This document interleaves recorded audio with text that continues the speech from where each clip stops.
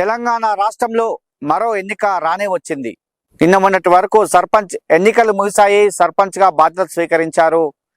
ఇప్పుడు మున్సిపల్ ఎన్నికలు వచ్చాయి. మున్సిపల్ ఎన్నికకు సంబంధించి ఈ రోజు నుంచి నామినేషన్ ప్రక్రియ ప్రారంభమైందని చెప్పవచ్చు. ప్రధానంగా యాదాద్రి భువనగిరి జిల్లా విషయానికి వస్తే మొత్తం కూడా 6 మున్సిపాలిటీలు ఉన్నాయి.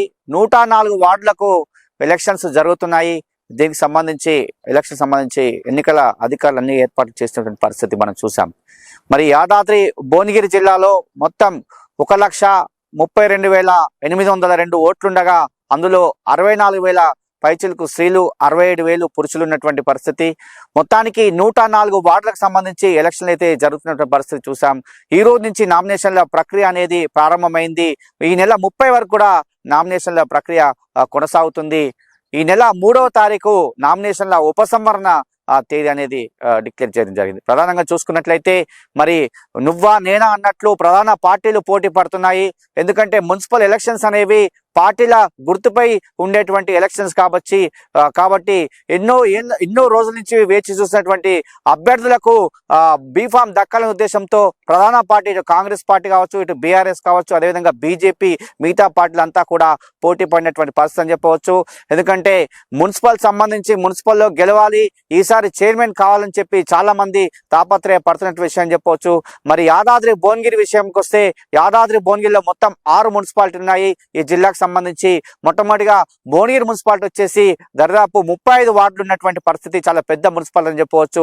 అదేవిధంగా చౌటుప్పల్ మున్సిపాలిటీ, మునుగోడు నియోజకవర్గంలో ఉన్నటువంటి చౌటుప్పల్ మున్సిపాలిటీకి వచ్చేసి 20 వార్డులు ఉన్నటువంటి పరిస్థితి. అదేవిధంగా భూదాన్ పోచంపల్లి 13, మోత్కూరు 12, ఆలేరు 12, యాదగిరిగుట్ట 12, మొత్తం 6 మున్సిపాలిటీలు కూడా దక్కించుకోవడం కోసం ఇటు కాంగ్రెస్ పార్టీ వ్యూహాలు రచిస్తుంది. అటు బీఆర్ఎస్ పార్టీ కూడా కాంగ్రెస్ పార్టీ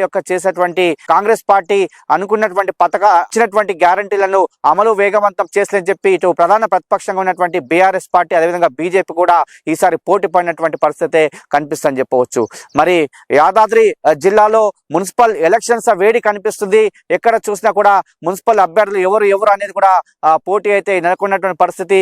మా వార్డులో ఎవరు నిలబడతారని చెప్పి వార్డులలో మొత్తం కూడా చర్చలు జరుగుతున్నటువంటి పరిస్థితి. ఎందుకంటే కాంగ్రెస్ పార్టీలో కావచ్చు, అదేవిధంగా అన్ని పార్టీలో ఆశావాహులు ఎక్కువ ఉన్నటువంటి పరిస్థితి మనకు స్పష్టంగా కనిపిస్తుందని చెప్పవచ్చు. దీనికి అనుగుణంగా పార్టీలకు సంబంధించి గుర్తులు కేటాయిస్తారు కాబట్టి ఇటు కాంగ్రెస్ పార్టీ, ఇటు బీఆర్ఎస్, అటు బీజేపీ అభ్యర్థులు అయితే పోటాపోటీగా నిలబడ్డటువంటి పరిస్థితి. ఈసారి ఎవరికైతే బీఫామ్ దక్కలేదో చాలా మంది ఇండిపెండెంట్ కూడా పోటీ చేసే అవకాశం అయితే స్పష్టంగా కనిపిస్తుందని చెప్పవచ్చు.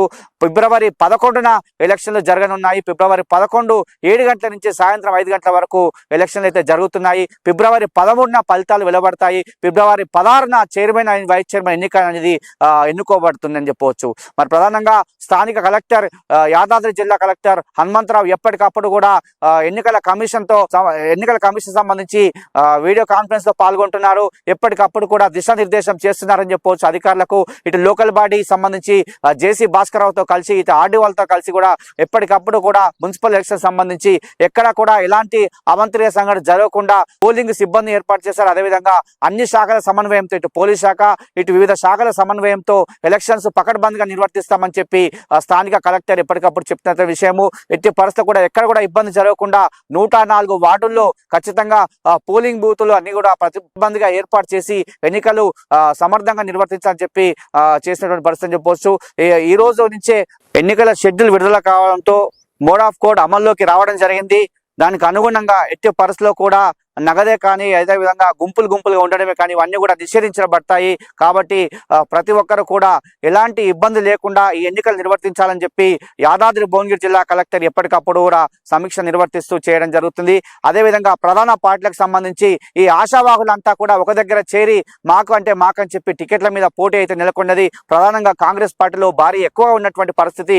ఒక్కొక్క వార్డులో 4 నుంచి 5 మంది కూడా పోటీ చేయాలనే ఉద్దేశంతో ఉన్నది. కానీ ఒక్కరికే బీఫామ్ ఇస్తారు కాబట్టి ఆ బీఫామ్ సంబంధించి ఎవరికి దక్కుతుందా అని చెప్పి ఆశావాహుల్లో ఉత్కంఠ నెలకొందని చెప్పవచ్చు. ప్రధానంగా మనం చూసాం సన్నాహక సమావేశానికి ఈ యాదాద్రి భువనగిరి జిల్లాకు సంబంధించి ఇన్ఛార్జ్ వచ్చినటువంటి సీతక్క కింగ్ కాదు కింగ్ మేకర్ గొప్ప అనే విషయంతో కింగులు కాదు కింగ్ మేకర్లు తయారు చేయాలి, ఖచ్చితంగా గెలిపించుకొని రావాలని చెప్పి ఈ 6 మున్సిపాలిటీలో కాంగ్రెస్ జెండా ఎగరవేయాలని చెప్పి సీతక్క భువనగిరి ఎమ్మెల్యే కుమ్మం అనిల్ కుమార్ రెడ్డి, అదేవిధంగా ప్రభుత్వ విప్ ఆలేరు ఎమ్మెల్యే బీల ఐలయ్య, అదేవిధంగా డీసీసీ అధ్యక్షుడు కాబట్టి బీల ఐలయ్య కూడా చెప్పడం జరిగింది. అదేవిధంగా తుంగతుర్తి ఎమ్మెల్యే మందుల షామిల్ సమక్షంలో కూడా ఖచ్చితంగా ఈ 6 మున్సిపాలిటీ గెలవాలని చెప్పి ఆమె దృఢ సంకల్పంతో ఉంది, ఖచ్చితంగా గెలవాలని చెప్తుంది.